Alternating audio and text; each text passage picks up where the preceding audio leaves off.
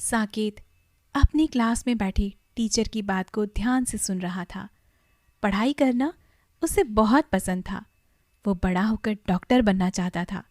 साकेत सिर्फ 12 साल का था और कुछ महीने पहले उसके माँ बाप को एक बेटा हुआ था। साकेत को एक छोटा भाई मिल गया था जिसे वो अपनी जान से ज़्यादा प्यार करता था। क्लास के बीच में ही स्कूल का प्यून आता है और उसने साकेत का नाम बुलाया। बाहर जाने पर साकेत को पता चला कि उसके पिता की मौत हो गई है एक एक्सीडेंट में। साकेत की दुनिया जैसे उथल फुथल हो गई थी। उसके पिता उसके लिए कुछ छोड़कर नहीं गए थे सिवाय एक मकान के जिसमें उनकी यादें बसी थी। अब साकेत के कंधों पर अपनी माँ और छोटे भाई की जिम्मेदारी थी। साकेत काम की तलाश में जगह जगह भटकता था। उसने पढ़ाई छोड़ दी थी। छोटे मोटे काम करके उसने अपना घर चलाना शुरू कर दिया। वो चाहता था कि उसका सपना उसका भाई पूरा कर सके। उसने अपने भाई को खूब पढ़ाया लिखाया। समय बीतता गया और दोनों भाई बड़े हो गए। साकेत के भाई योगेश के मन में डॉक्टर बनने की इच्छा नहीं थी। योगेश ने इंजीनियरिंग की और उसकी एक अच्छी खासी नौकरी लग गई। साकेत ने अभी तक शादी नहीं की थी। वो डरता था कि अगर वो शादी कर लेगा और उसके बीवी बच्चे हो जाएंगे और वो अपनी माँ और अपने भाई का पूरा ध्यान नहीं रख पाएगा और उसका प्यार बढ़ जाएगा। एक दिन खाना खाते समय योगेश ने अपने बड़े भाई से कहा, भैया अब मैं नौकरी पर लग गया हूँ तो आप काम छोड़ दीजिए। आपने वैसे भी बचपन से बहुत मेहनत की है। साकेत हल्का सा मुस्कुराया और कहा, योगेश इंसान का काम करना बहुत ज़रूरी है और मैं कौन सा बूढ़ा हो गया हूँ जो काम नहीं कर सकता। मैं वैसे भी घर पे बैठे बैठे क्या करूँगा। योगेश ने उसे समझाते हुए कहा, भैया आप कुछ सालों के लिए छुट्टी तो ले सकते हैं ना। वैसे भी माँ बीमार रहती है। हम दोनों काम पर चले जाते हैं और घर में इनका ख्याल रखने वाला भी तो कोई नहीं होता।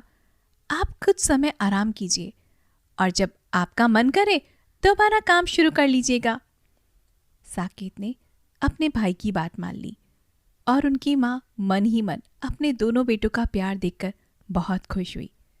कुछ महीनों बाद योगेश को एक लड़की पसंद आई और साकेत और उसकी माँ ने बड़े धूमधाम से योगेश की शादी करवा दी। शादी के कुछ महीने बाद ही योगेश की पत्नी का रवैया उसकी माँ की तरफ खराब होने लगा। वो बात बात पर अपनी सास से लड़ती, उन्हें खरी खोटी सुनाती और उन पर जुल्म करती।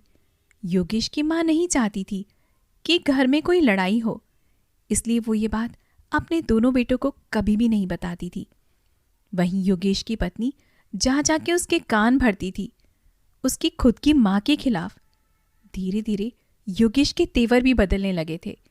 जब कभी उसकी पत्नी और उसकी माँ के बीच झगड़ा होता था तो वो हमेशा अपनी पत्नी का ही साथ देता था और अपनी माँ को हमेशा गलत ठहराता था।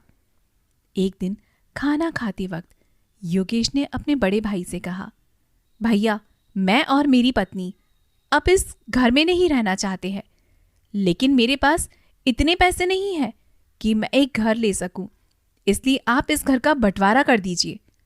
अपना हिस्सा बेचकर उन पैसों से मैं एक घर खरीद लूंगा। अपने छोटे भाई के मुंह से ऐसी बात सुनकर साकेत का दिल बैठ गया।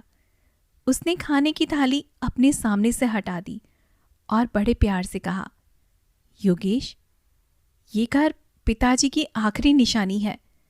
मैंने बचपन में अपनी आंखों से इस घर को बनते हुए देखा है। पिताजी ने बहुत मेहनत से इस घर को बनवाया है।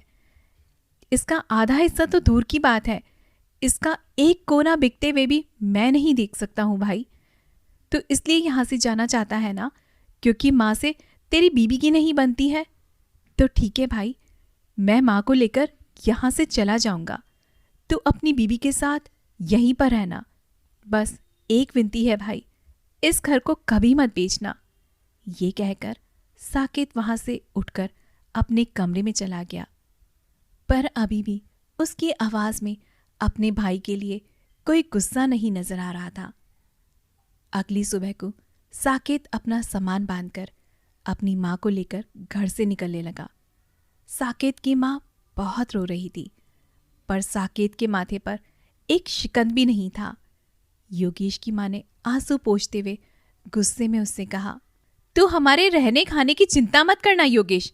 जिस भाई ने तुझे पाल पोस कर बड़ा किया है और बचपन से ही इस घर को संभाला है, वो आगे चल के मुझे और खुद को भी संभाल लेगा। साकेत ने एक बार भी पीछे पलट कर नहीं देखा और न ही अपने भाई से कुछ कहा। योगेश नम आंखों से अपनी माँ और भाई को जाते हुए देख रहा था और उसके भाई की खामोशी अब उसे बहुत ज़्यादा चुभ रही थी।